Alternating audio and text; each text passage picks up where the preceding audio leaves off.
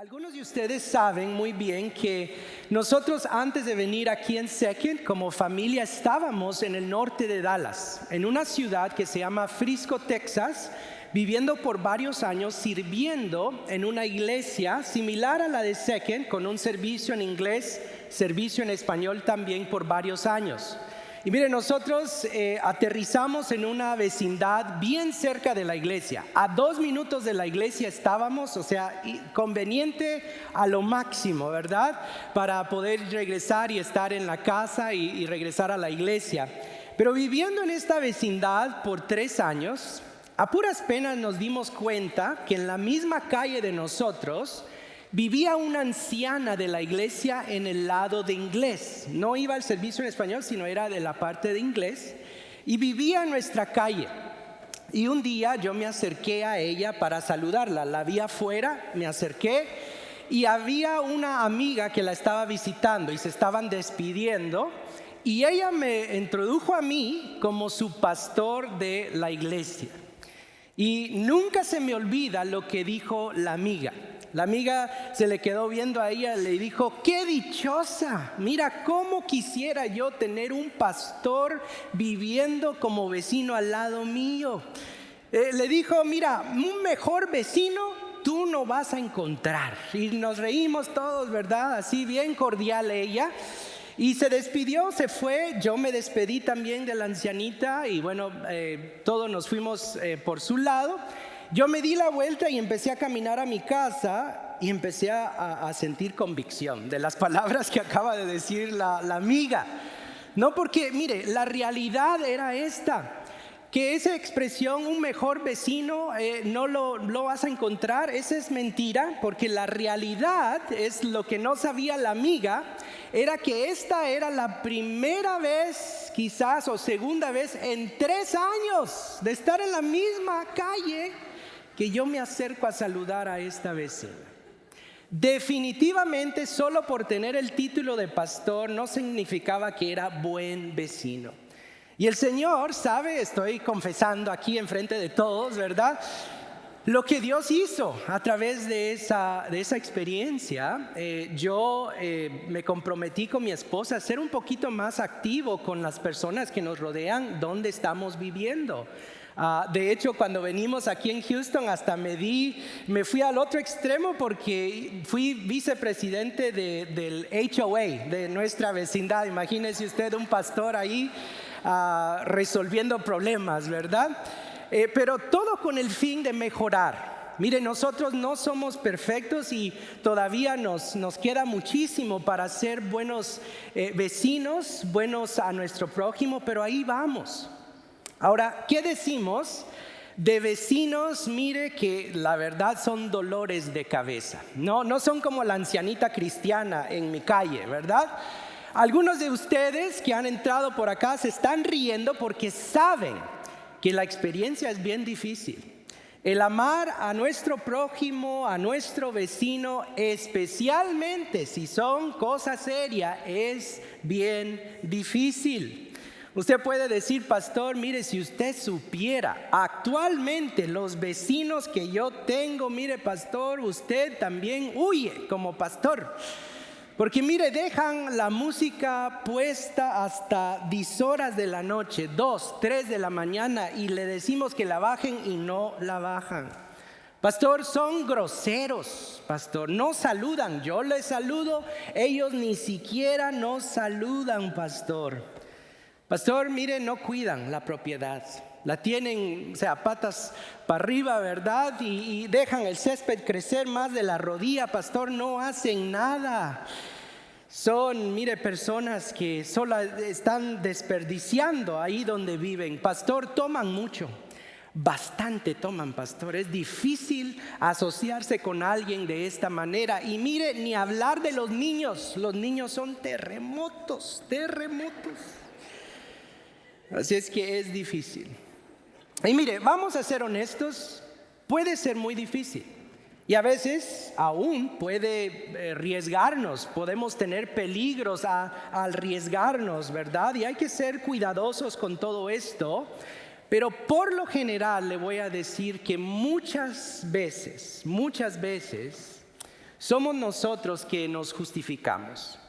Somos nosotros que hay 100,000 de excusas, ¿verdad? Que abundan para no acercarnos, pero le voy a decir algo y me estoy hablando a mí mismo, que las palabras de Jesús continúan siendo verdad. Si usted es creyente y usted ha confiado en el Señor nos manda a hacer algo con los que nos rodean. Jesús dice esto en Juan capítulo 13, versículos 34 al 35, dice lo siguiente, dice, este mandamiento nuevo les doy, que se amen los unos a los otros, así como yo los he amado. Dice también ustedes, creyentes, deben amarse los unos a los otros. De este modo, todos sabrán que son, note, mis discípulos, si se aman los unos a otros. Y es bien interesante porque, oiga, la evidencia, el comprobante de ser creyente exteriormente a este mundo sucede cuando nos amamos los unos a otros. Cuando somos vecinos, ¿verdad? Que los mejores vecinos de la vecindad, cuando estamos ahí intencionalmente, cuando nos amamos, es la evidencia de este amor que Dios tiene para nosotros. Y alguien puede decir, pastor, pero ese pasaje es para creyentes, es para amarnos los unos a otros, para que el mundo pueda ver un vistazo de Dios y Dios pueda ser glorificado, que podamos ser evidencia a este mundo. Pero ahí está hablando de creyentes, de la vecina buena onda, ¿verdad? Que va a la iglesia, no de este individuo que tengo a mi izquierda. Pues otro pasaje que Jesús dice, aún más claro, es el siguiente. Pasaje en Mateo capítulo 5, versículos 43 al 48, dice en otra ocasión Jesús, ustedes han oído por ahí que algunos dicen, amen a su prójimo y odien a sus enemigos. Pero dice Jesús, yo les digo, amen a sus enemigos y oren por quienes los persiguen. Mire, el deseo de Jesús más claro no puede ser. Y duele un poquito oír eso, ¿verdad?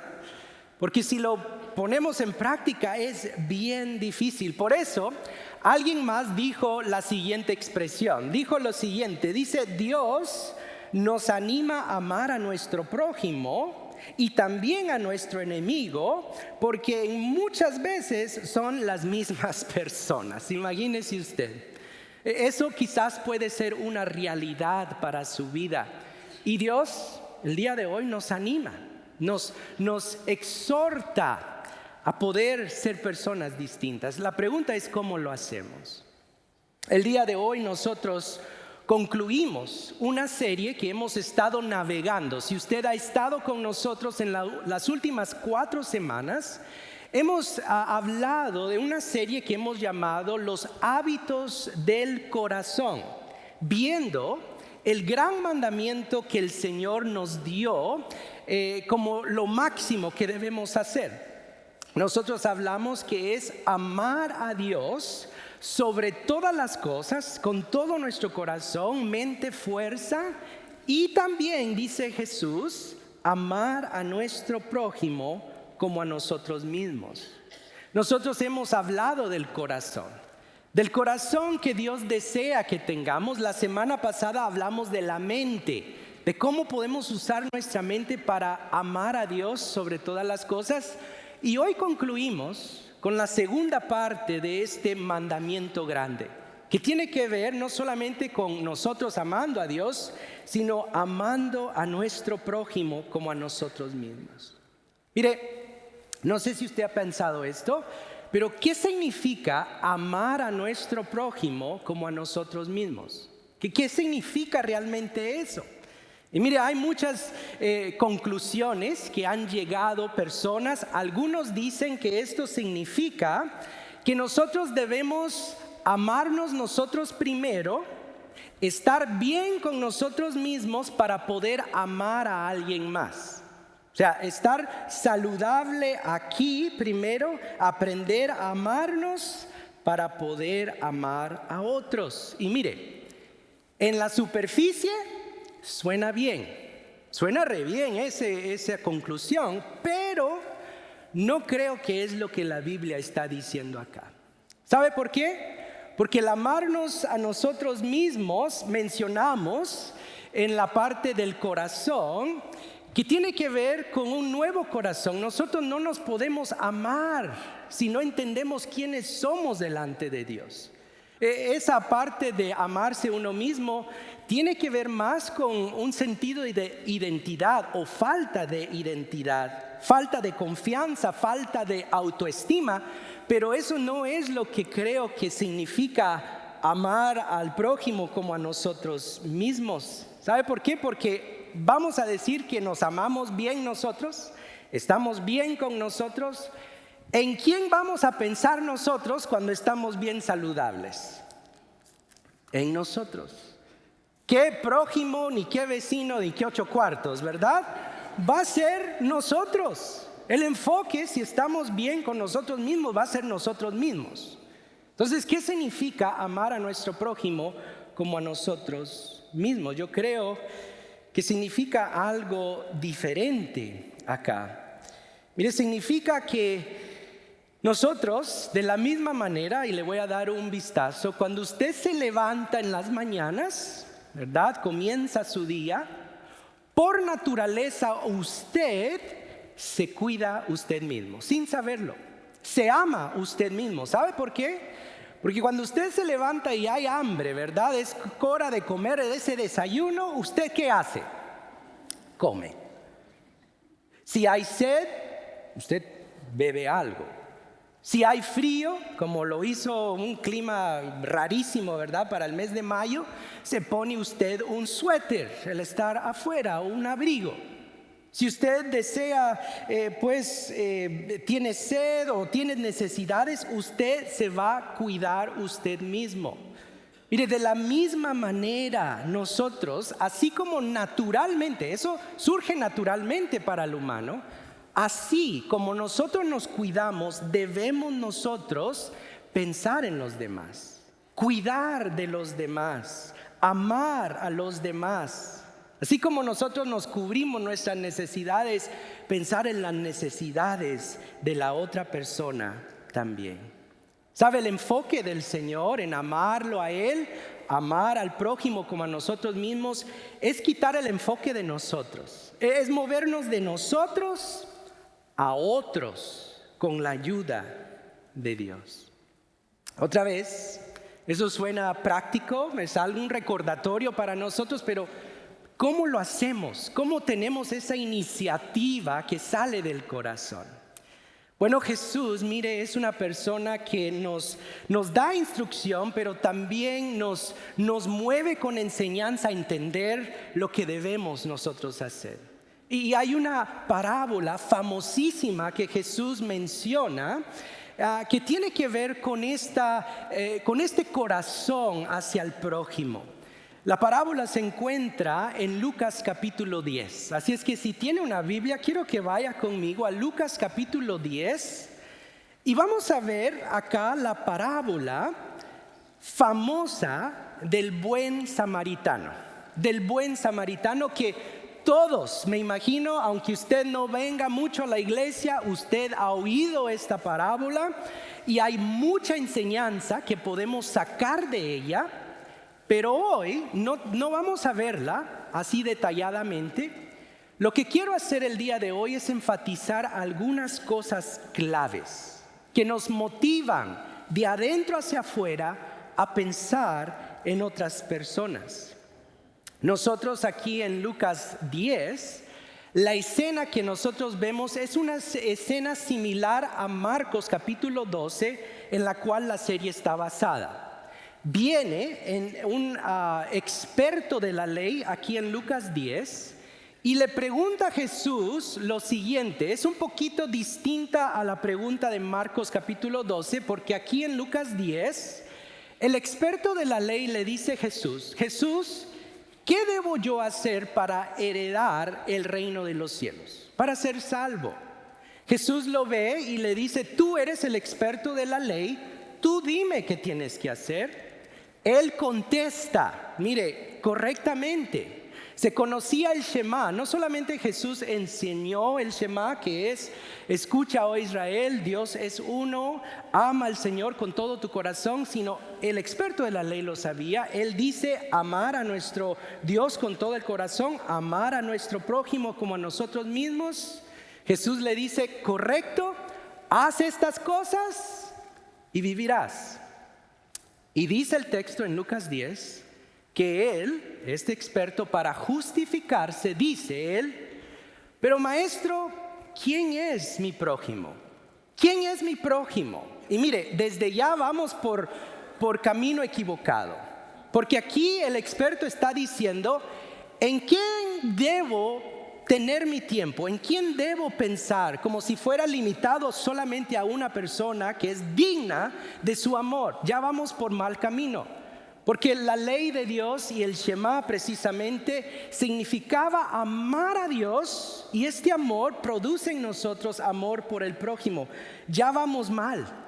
Y él dice: bueno, ¿quién es mi prójimo? Y Jesús, mire, agarra esta pregunta y la va a cambiar. Y es aquí donde quiero que usted preste atención, porque creo que nos puede ayudar. Mire, en lugar de preguntar ¿quién es mi prójimo o qué clase de persona es mi prójimo?, Jesús va a moverlo a él a preguntar lo siguiente: ¿qué clase de persona soy yo primero? ¿Sabe? Este experto de la ley dijo: ¿quién debo poner atención? Jesús le dice: ¿qué clase de persona eres tú primero antes de pensar en los demás? Porque aquí comienza. La segunda cosa que Jesús está tratando de enfatizar es qué tipo de persona es digna, dice aquí el experto de la ley, de mi amor. Jesús lo quiere mover, nos quiere mover a nosotros a no pensar con quién vamos a estar, sino cómo puedo yo ser una persona cuya compasión para otros marca la diferencia. ¿Cómo puedo yo en mi corazón realmente pensar, que nazca de mí el pensar en los demás? ¿Cómo puedo yo hacer eso? Ese es el punto del buen samaritano. Esto es lo que Jesús quería comunicarle a este experto de la ley. Nos quiere comunicar a nosotros el día de hoy. Nosotros sabemos la historia, no vamos a leerla, pero usted conoce la historia muy bien, ¿no? Viene, dice Jesús, una persona, no sabemos si es judío, no sabemos, es una persona que va navegando de Jerusalén a Jericó, unas 15 millas de distancia, unas 8 horas de distancia caminando, va por un camino muy peligroso. Y dicho y hecho, viene lo que se esperaba, porque se esperaba muchos asaltos en ese camino. Viene alguien y ahí, mire, vienen unos ladrones, le quitan, dice versículo 30, le quitaron la ropa, lo golpearon y se fueron, dejándolo, dice, medio muerto. Y aquí Jesús cambia el enfoque.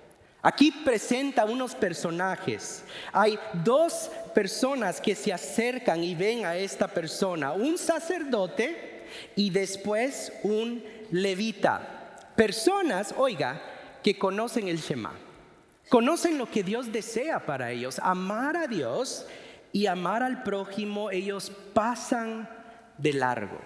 Y entra el tercer personaje, entra un samaritano que nada que ver, ni siquiera judío acá. Y mire la descripción que usa Jesús para describir el corazón de este hombre que ni siquiera es judío. Mire lo que dice versículo 33. Dice: y viéndolo este samaritano, a este hombre, compadeció de él, de este hombre moribundo. Mire, aquí Jesús cambia la pregunta que este experto de la ley le dice, cambia el enfoque a este moribundo que está por ahí, porque me imagino que el experto de la ley pensaba que, bueno, este era el vecino que hay que compadecernos, pero cambia el enfoque de la persona muerta al lado a los personajes que van caminando, a las personas que lo ven y no hacen nada. Enfoca su atención en este sacerdote, en este levita y finalmente en este samaritano que hizo, oiga, algo diferente. Dios desea que nosotros seamos diferentes. Jesús dice algunas veces que nosotros somos la luz del mundo, somos la sal de esta tierra. Desea que nosotros marcamos la diferencia, que seamos santos. La palabra santo es ser separado, ser distinto. El samaritano hizo algo diferente y termina Jesús con estas preguntas. Mire lo que dice Jesús interesante, cómo aterriza el avión con este experto de la ley. Versículo 36. Dice, ¿cuál de estos tres personas piensas tú que demostró ser prójimo? No, oiga, no quién es mi prójimo, no, ¿quién eres tú? ¿Quién fue realmente prójimo? ¿Quién se puso en este lugar de esta persona, del que cayó en manos de ladrones? El experto de la ley, mire, como judío, responde el versículo 36, ni siquiera puede mencionar la palabra samaritano, dice el que se compadeció de él. Jesús lo ve a los ojos y le dice, anda entonces, haz tú lo mismo, concluyó Jesús. Mire, en lugar de contestar la pregunta de este experto de la ley, otra vez, de ¿quién tiene el honor para que yo pueda buscar? ¿Quién es mi prójimo? Jesús le dice, ve y haz lo mismo. Sé prójimo tú primero. Vive lo que tú crees. Ten compasión. Ve a los demás con este corazón. Mire, nosotros no sabemos la conclusión de este experto de la ley, porque el pasaje literalmente sigue. No sabemos la respuesta de este experto de la ley porque no se dice. Pero sabe, el deseo de Dios es claro acá. Le voy a decir algo, hermano, y es muy importante que usted preste atención en este momentito porque se aplica a nosotros adentro de la iglesia. ¿Sabe usted lo que es opuesto a la compasión? Lo que es opuesto a la compasión es la indiferencia.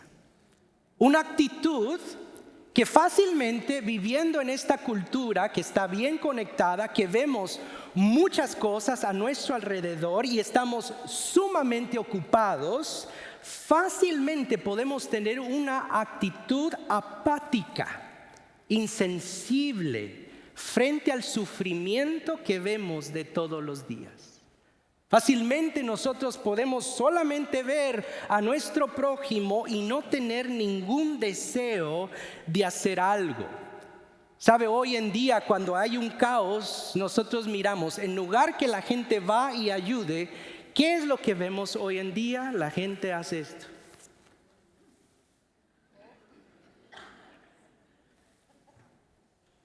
Nos reímos, pero ¿sabe? En nuestro corazón, con la rutina que nosotros tenemos, lo ocupado que estamos, con lo sobrecargado que es esta vida para nosotros, fácilmente podemos ser indiferentes. Fácilmente, en lugar de sacar el celular, lo sacamos en nuestro corazón y solo vemos a la persona sufriendo porque estamos ocupados. Y mire, esto no es solamente en la cultura, esto sucede aquí. No aquí en esta iglesia, pero en todas las iglesias, ¿verdad? Sucede y puede suceder con los creyentes también, porque esto se puede volver en una rutina. Esto podemos estar en una burbuja del cristianismo y decir y asumir que el sufrimiento de alguien más es porque ellos hicieron algo. Y Dios está tratando y Dios va a tratar con ellos y yo me voy, es que yo estoy ocupado. No tengo tiempo para el problema de alguien más, yo ya tengo problemas. Y pensamos y asumimos y tenemos una indiferencia. Mire, decidimos no intervenir como ese sacerdote, como ese levita, que conocían, eran personas religiosas, eran personas que iban al templo todos los días, a la iglesia todos los días. Decidimos no intervenir como estas personas, porque quizás lo merece. Merece lo que está ocurriendo. Pero sabe, Jesús le dice aquí a este experto de la ley, le enfatiza la clave. La clave es amar. La clave acá de que cambia nuestras vidas es tener ¿qué? Compasión. Compasión por alguien más. Tener este amor por alguien más, amigo, hermano. ¿Sabe el énfasis más grande? La intención de Jesús en esta historia, en esta descripción de compasión de este samaritano, nosotros vemos cómo Él enfatiza este corazón. Miramos, Lucas es un doctor y usted sabe que Lucas es bien increíble en sus detalles. Si usted lee el nacimiento de Jesús, el Evangelio de Lucas da bastantes detalles. Aquí Jesús usando, mire Lucas, lo que él oyó de varios testigos que vieron esto suceder. Mire la descripción de la compasión de este samaritano. ¿Qué significa tener compasión? ¿Qué significa pensar y hacer? Bueno, versículos 34 al 35 dice lo siguiente. Mire lo que hace este samaritano. Al ver a este individuo sufriendo, dice que él se paró. No solo vio, sino se bajó de su asno y dice que curó sus heridas con vino y aceite. Él usó algo que él tenía para alguien más. Mire, no importa cuánto él quizás lo necesitaba. Dice que vendó sus heridas. Usó un trapo para sanar a esta persona, quizás su misma ropa. Dice que lo montó en su cabalgadura, lo montó en su asno, que significa que cuando él lo monta, ¿quién va a tener que caminar ahora? El mismo samaritano. Lo lleva a un alojamiento. Se queda la noche con este individuo, toda la noche sanando sus heridas. Él tiene que continuar en su viaje. Dice a la persona del alojamiento, mira, cualquier gasto yo te lo pago. Yo regreso y todo está pagado. Miramos un gran sacrificio. Él hizo todo por este hombre desconocido.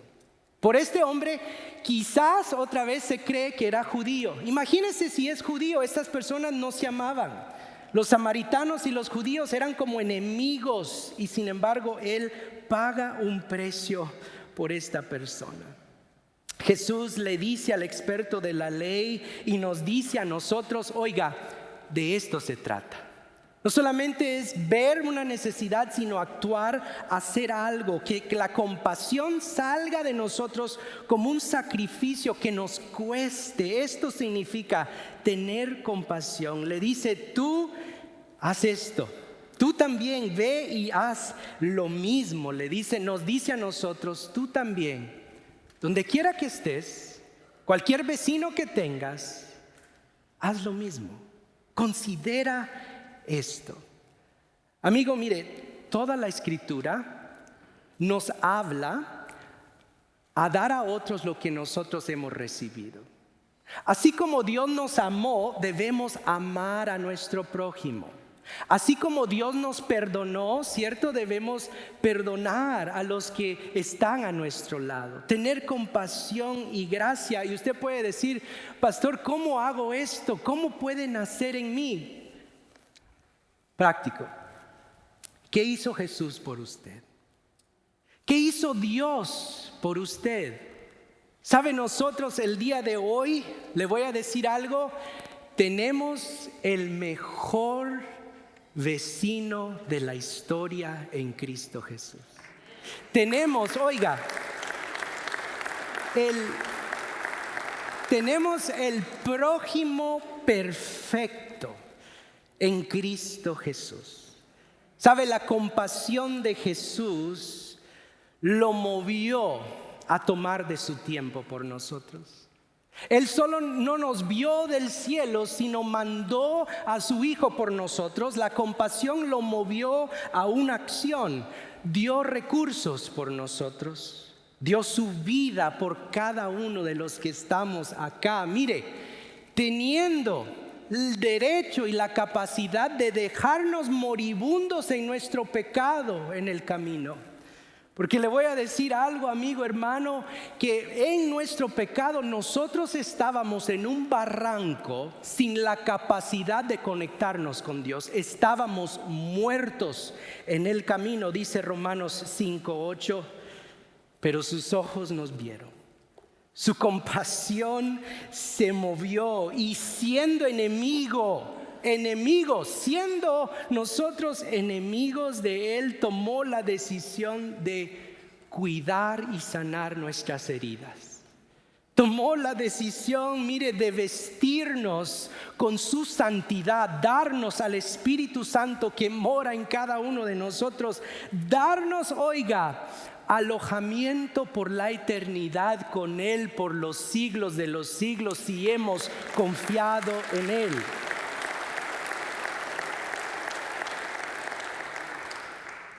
Él es nuestro ejemplo. Él es nuestro Dios. Él es nuestro Salvador, que nos ha dado vida para mostrar vida a otros, que nos ha amado para amar a otros, mostrar compasión a los que nos rodean. Amigo, hermano, por medio de Jesús solamente podemos nosotros amar a Dios y amar a nuestro prójimo como a nosotros mismos. Con la ayuda de Él nosotros lo podemos lograr. El experto de la ley necesitaba saber esto y sabe, nosotros también necesitamos saber esto. Lo increíble es que Jesús nos hace algo en nosotros, nos capacita para poder lograr lo que Él desea de nosotros. En el nuevo pacto que Él hizo por medio de confiar en Cristo Jesús, mire, dice así Ezequiel, el profeta Ezequiel, en Ezequiel 36, versículo 26, dice: les daré un nuevo corazón y derramaré un espíritu nuevo entre ellos. Quitaré ese corazón de piedra, indiferente, yo no tengo tiempo, y ahora les pondré en ellos un corazón de carne, un corazón dispuesto, un corazón capacitado. Aquí está, si lo deseamos, si estamos dispuestos, si lo ponemos en práctica. Mire, nuestra historia, por la gracia de Dios, puede ser diferente a la de este experto de la ley. Mire, no sabemos la decisión que él hizo, no sabemos cómo él se salió de esto, pero usted tiene la oportunidad hoy, al salir acá y decir: pastor, híjole, me la puso difícil, pastor, pero siento el Espíritu Santo obrando en mí. ¿Cómo puedo yo? Oiga, Juan lo dice de esta manera. Juan, el apóstol Juan, en primera de Juan 4:20 dice esto. Dice: si nosotros no podemos amar a la persona con quien vivimos, si nosotros no podemos hablar con la persona, no podemos ni verla en pintura, ¿verdad? O en foto, a ese vecino, dice Juan, ¿cómo podemos decir que amamos a un Dios que no vemos? ¿Cómo podemos nosotros decir que amamos a un Dios que no vemos? Señor, pedimos, Padre, que tú nos ayudes.